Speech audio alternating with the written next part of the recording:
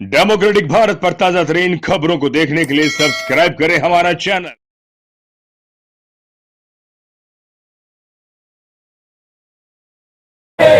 राजगुरु सुखदेव भगत सिंह अमर रहे, अमर रहे, अमर रहे। राजगुरु सुखदेव भगत सिंह अमर रहे। किसान मजदूर एकता जिंदाबाद जिंदाबाद, किसान मजदूर एकता जिंदाबाद जिंदाबाद। साथियों, आज भगत सिंह सुखदेव राजगुरु का शहादत दिवस है और साथियों ये महत्वपूर्ण इसलिए है क्योंकि भगत सिंह से कम उम्र में और भी कई क्रांतिकारियों ने अपनी कुर्बानियां दी, लेकिन भगत सिंह महत्वपूर्ण क्यों हैं? भगत सिंह महत्वपूर्ण इसलिए हैं क्योंकि भगत सिंह जेल के अंदर से जो दर्शन, जो फिलॉसफी की बात कर रहे थे, वो मुझे लगता है कि देश के वो नेता, वो एक कद्दावर नेता जिनकी एज 70 साल, 40 साल, 80 साल हो चुकी थी, उससे आगे की बात कर रहे थे। भगत सिंह ने कह दिया था कि देश आने वाले 15 सालों में आजाद हो जाएगा, और आजाद किस तरह से? देश तथा कथित आजाद होगा, देश की सत्ता हस्तांतरित होगी, लेकिन लोग उसी तरह से गुलाम रहेंगे। और ठीक वही हुआ।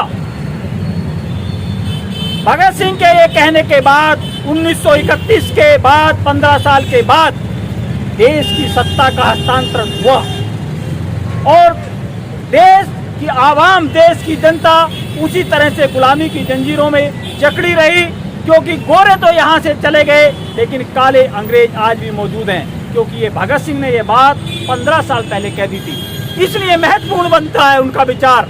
दूसरी बात, भगत सिंह ने इतना अध्ययन किया जेल के अंदर, 2 सालों के अंदर इतना अध्ययन किया वहां पर, और वहां पर ये कहते हैं नौजवानों के लिए कि मेरे देश के भाइयों, देश के नौजवान साथियों, मैं आज आपसे कहना चाहता हूं कि आपको तलवार और बंदूक चलाने की आवश्यकता नहीं है, आपको अपने ज्ञान की तलवार को पैनी करने की आवश्यकता है।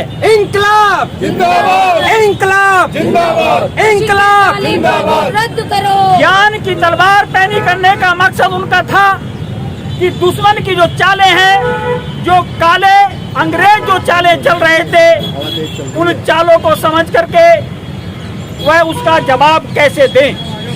और आज वही उसी चीज की आवश्यकता है कि हम उसका जवाब पढ़ाई लिखाई करके और दुश्मनों की चालों को समझ करके दे सकते हैं। तीसरी एक चीज और भगत सिंह ने कहा था, भगत सिंह ने कहा था कि साथियों, आप जितने भी नौजवान साथी हैं, आप पढ़ लिख करके नौकरी करके क्या करेंगे? एक दिन ऐसा समय आएगा कि यह देश पुनः उन कारपोरेट घरानों के अधीन हो जाएगा, और यह जो सत्ताधारी हैं, यह सत्ताधारी इस देश को बेच करके इस देश को सारे को प्राइवेटाइजेशन की ओर ले जाएंगे। यह बात भगत सिंह ने उस समय कह दी थी। इसलिए भगत सिंह आज भी महत्वपूर्ण होते हैं, और आज वह चरितार्थ हो गया है। आज ये सरकारें इस देश की उस सरकारी संपत्ति को बेचने की ओर लगी पड़ी हैं, सारी की सारी प्राइवेटाइजेशन की ओर लगी पड़ी हैं। तो इसलिए आज नौजवानों के साथ में बहुत महत्वपूर्ण होता है, और इस देश को बचाने के लिए देश की महिलाएं, पुरुष और नौजवान साथियों की अहम भूमिका बनती है कि वह इस देश को बचा लें। अभी भी वक्त है, यहाँ का नौजवान जाग जाए, और मुझे लग रहा है कि भारत परिवार इस भूमिका को निभाने की पहल कर रहा है, नौजवानों के बीच में जा रहा है, गांव-गांव जा रहा है, और किसी भी क्षेत्र को नहीं छोड़ रहा है जहां पर संवाद नहीं कर रहा है। और भारत परिवार ने यह आगाज कर दिया है कि इस देश के मुल्क के लोग, हिंदू, मुसलमान, सिख, ईसाई, कोई भी सही, बौद्ध, सारे भाई भाई हैं।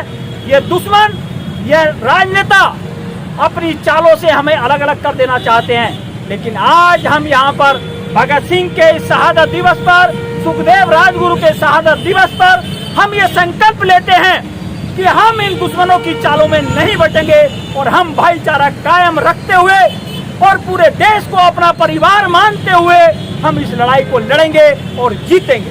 जय हिंद। सत्याग्रह के बारे में जय हिंद। थोड़ा सा साथियों, देश जब आजाद हुआ था उस समय में भी लोगों ने अपनी अपनी भूमिकाएं तय करके इस देश की आजादी के लिए आहुतियां दी थी। उसी तरह से आज भी लोग तरह तरह से अपने मुहिम चला रहे हैं और इस काले कानून, निजीकरण और मजदूरों के लिए जो लड़ाइयां हैं उनको लड़ रहे हैं। उसी तरह से हमारे कुछ साथी मिट्टी को लेकर के एक दांडी यात्रा शुरू उन्होंने की है और वह गांव-गांव जाकर के किसानों से मिट्टी एकत्रित कर रहे हैं और फिर वह जहां-जहां आंदोलन चल रहे हैं वहां होते हुए फिर वो टिकरी बॉर्डर पर जाएंगे और वहां पर उस मिट्टी को समर्पित करेंगे।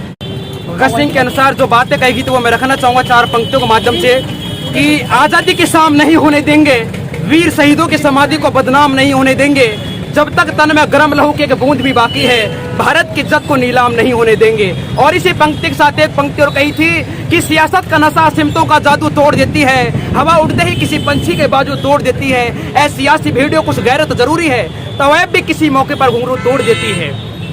क्योंकि सांप जब तक आस्तीनों के न मारे जाएंगे, हौसला कितना भी हो हम जंग हारे जाएंगे। अरे दुश्मनों के संग तो फिर करेंगे फैसले, पहले अपने ही जहेलों के सर उतारे जाएंगे, पहले अपने ही जहेलों के सर उतारे जाएंगे। जय हिंद, जय भारत। शहीद आजम भगत सिंह किसी पहचान के मोहताज नहीं है। उनके शहादत दिवस की पूर्व संध्या पर भारत परिवार ने जो ये आयोजन किया है ये अति सराहनीय है। इस आयोजन पे मैं डॉक्टर विनोद नवयुवकों को एक संदेश देना चाहता हूँ कि वह भगत सिंह को पूजने के बजाय उनको पढ़ें, उनको समझें और जीवन में उतारें। इंकलाब जिंदाबाद। साथियों, आज हम 23 मार्च को भगत सिंह के शहादत दिवस पर यहाँ उपस्थित हुए हैं। खासकर भारत परिवार और दूसरे संगठनों के साथी उनका स्वागत करते हुए और भगत सिंह को क्रांतिकारी इंकलाब पेश करते हुए आज की जो वर्तमान दौर है, खासकर बदलाव की हम बात अगर करते हैं तो सिस्टम में कृषि हो, महिला हो, गरीबी का सवाल हो, तमाम पहलुओं पे हम ये देख रहे हैं कि व्यवस्था बहुत चरमराई हुई है। देश भर में किसानों के आंदोलन चल रहे हैं।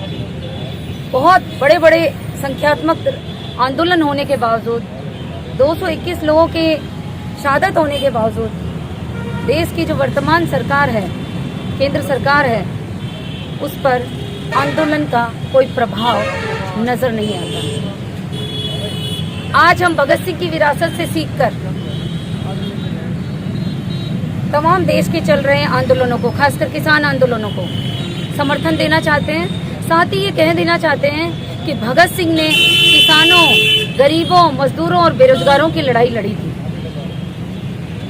भगत सिंह ने उस समय कह दिया था कि व्यवस्था में बदलाव के लिए हमें क्रांतिकारी नौजवान जत्थों को तैयार करना पड़ेगा। और आज जरूरत है इस देश के नौजवानों को अपनी तैयारी करने की कि वह हमारे दिल्ली में बैठे हुए किसान आंदोलनों के साथ जाकर कांधे से कांधा मिलाकर इस तरुणाई को, भगत सिंह को आधार मानकर, भगत सिंह के विचारों से प्रेरित होकर अपनी तरुणाई की हुंकार भरें और दिल्ली के टिकरी बॉर्डर पे जाकर आंदोलन को समर्थन दें। मिट्टी सत्याग्रह यात्रा जो मेधा पाटेकर जी, फिरोज मीठी बोरवाला जी और गुड्डी के नेतृत्व, सुनील जी के नेतृत्व में चल रही है, वो यात्रा जगह जगह जो है अपनी मिट्टी कलेक्ट कर रही हैं, गांव-गांव में जागरूक अभियान चला रही हैं। भारत परिवार आज से ये घोषणा करता है कि मिट्टी सत्याग्रह यात्रा को कल से हम गांव-गांव लेकर जाएंगे और उसके बाद 5 अप्रैल को हम दिल्ली में जाकर वहां पर अपनी मिट्टी की सौगंध खाकर किसान आंदोलनों को समर्थन करें।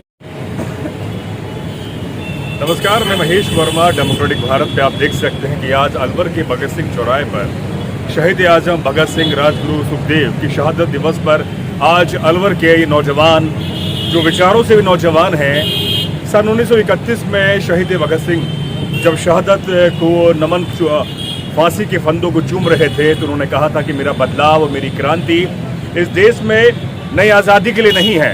मैं लड़ाई लड़ रहा हूं तो उन हुक्मरानों से जो यहाँ पर सदियों से सत्तासीन हैं, वो धर्म के नाम पर, वो जाति के नाम पर, वो सामंतवाद के नाम पर वो बाजार के नाम पर हम पर सत्ता करते हैं। मैं देख रहा हूं कि यह संख्या भले कम है, लेकिन प्रतीकात्मक तौर पर यह संख्या बहुत बड़ी है और यही संख्या इस देश के अंदर बदलाव लाती है। इस समय राज्य के अंदर धारा 144 लगी है और इस चौराहे के उधर पुलिस के सिपाही और अधिकारी खड़े हैं। वो इंतजार कर रहे हैं कि कब यहां से ये लोग जाएं और फिर हम इसे चौराहे को घेर लें। आज के दिन जहां शहीद आजम भगत सिंह का ये शहादत दिवस तो अपने आप में शहीद दिवस है। आज यहाँ पर हजारों की संख्या में लोग घर से बाहर निकलने चाहिए थे, लेकिन हमारा जो मनोवादी मीडिया है और जो हमारी मनोवादी व्यवस्था है उसने हमारे दिमाग को इस तरह से गुमराह कर दिया है कि हमारे अंदर विचार पैदा नहीं हो रहे। इसी विचार को दूर करने के लिए शहीद आजम भगत सिंह, सुखदेव और राजगुरु वो अपनी बात बोल रहे थे। आज इस देश के अंदर कृषि कानून को लेकर लंबी लड़ाई हो रही है और आज देखो अलवर के अंदर और अलवर के आसपास आंधी तूफान आया। सांजापुर में 2-4 दिन पहले जहां पर तंबू और टेंट उखड़ गए थे, लेकिन उनका जज्बा आज भी कायम है। यही जज्बा सन 1931 में शहीद भगत सिंह लड़ रहे थे देश की व्यवस्था से। वो जान रहे थे कि जब देश आजाद होगा तो गोरों से कालों की सरकार बन जाएगी, लेकिन उनकी सरकार वही हम पर अत्याचार करेगी। तो जिसकी प्रासंगिकता और जिसका वर्तमान तात्कालिक जो स्थिति है वो यथासंभव है। तो आज का दिन मुझे लगता है कि युवाओं को इसके बारे में बोलना चाहिए। शहीद आजम भगत सिंह का यह इस शहादत दिवस की पूर्व संध्या पर भारत परिवार ने जो आज अपनी बात बोली है, उसके लिए तमाम साथियों को, तमाम देशवासियों को सोचना होगा कि हमें जो गुमराह कर रहा है उस पर हमें सवाल उठाने होंगे। ये अपने आप एक बहुत बड़ी बात है। दीजिए महेश वर्मा को इजाजत। शुक्रिया।